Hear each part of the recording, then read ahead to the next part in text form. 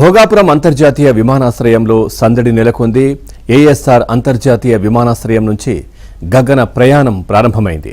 హైదరాబాద్ నుంచి భోగాపురం ఎయిర్పోర్టుకు తొలి ఇండిగో విమానం చేరుకుంది.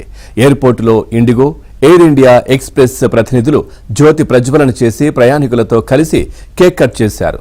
ప్రయాణికులకు ఏటికొప్పాక బొమ్మలు, ఫస్ట్ ఫ్లైట్ సర్టిఫికేట్లు అందజేశారు. విమాన రాకపోకలు ప్రారంభమవ్వడంతో ప్రయాణికులు సంతోషం వ్యక్తం చేస్తున్నారు.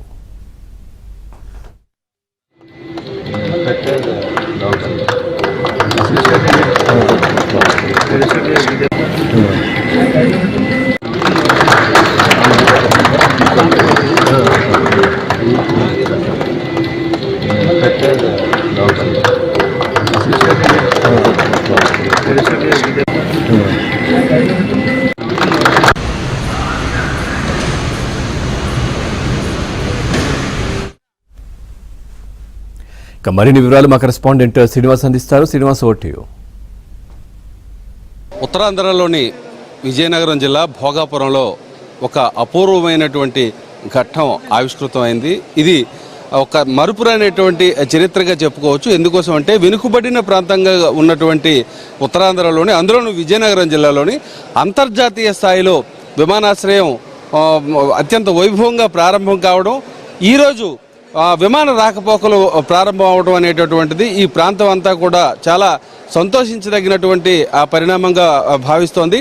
నిన్నను విశాఖపట్నం ఎయిర్పోర్ట్ సేవలు నిన్నటితో నిలుపుదల కావటం, ఈరోజు ఉదయం నుంచి కూడా భోగాపురం అంతర్జాతీయ విమానాశ్రయంలో విమాన రాకపోకలు ప్రారంభం కావటం చాలా సందడి వాతావరణం అయితే ఇప్పుడు నెలకొంది. మనం ఎయిర్పోర్ట్లో టెర్మినల్ ముందు భాగంలో ఉన్నాం. మనం ప్రయాణికులు వచ్చి వెళ్ళేటటువంటి వారు, అదేవిధంగా స్వాగతం పలికే వారితో ఇక్కడంతా కూడా కోలాహలంగా ఉంది. మేడం గారు, మీరు చెప్పండి, ఫస్ట్ ఫ్లైట్లో మీరు రావడం జరిగింది, ఏ విధంగా ఫీల్ అవుతున్నారు? ఎక్కడి నుంచి వచ్చారు మీరు?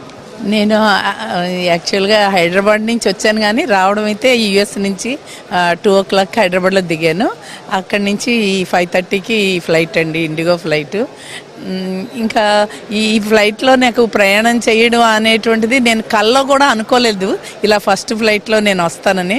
అంటే ఒక కొత్త శకానికి నాంది పలుకుతుందని అనుకుంటున్నాను నేను. ఇక్కడ భోగాపురంలో వచ్చినటువంటి అల్లూరి సీతారామరాజు ఎయిర్పోర్ట్ అంతర్జాతీయ విమానాశ్రయం, అటువంటి గొప్ప విమానాశ్రయంలో వచ్చే ఫస్ట్ ఫ్లైట్లో నేను ప్రయాణం చేయడం అనేటువంటిది నా మనసంతా ఒక అద్భుతమైన ఫీలింగ్.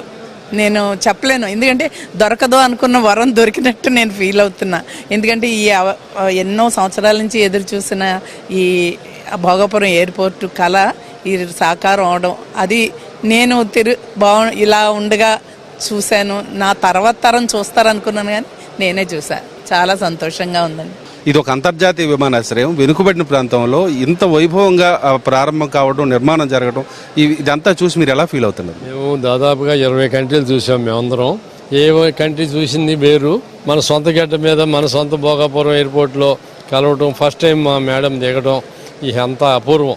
ఇలాంటి అవకాశం మళ్ళీ ఎవరికీ రాదు. మరి చాలా ఆనందంగా ఉన్నాం అందరం కూడా.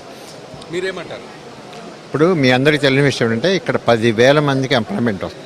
ఎయిర్ ఇండియా 3 ఫ్లైట్లు ఉంటే ఒక్క గ్రౌండ్ స్టాఫే 250 పీపుల్ ఉంటారు. తర్వాత మనకి ఎయిర్ బస్సు ఓవరాలింగ్ హబ్ సింగపూర్లో ఉంది, కానీ ఆసియా మొత్తానికన్నా కూడా ఇండియాలోనే ఎక్కువ ఫ్లైట్స్ ఉన్నాయి. కాబట్టి ఎయిర్ బస్ వాళ్ళు అక్కడ వాళ్ళ ఓవరాలింగ్ హబ్ ఇక్కడికి మార్చే ప్రయత్నంలో ఉన్నారు.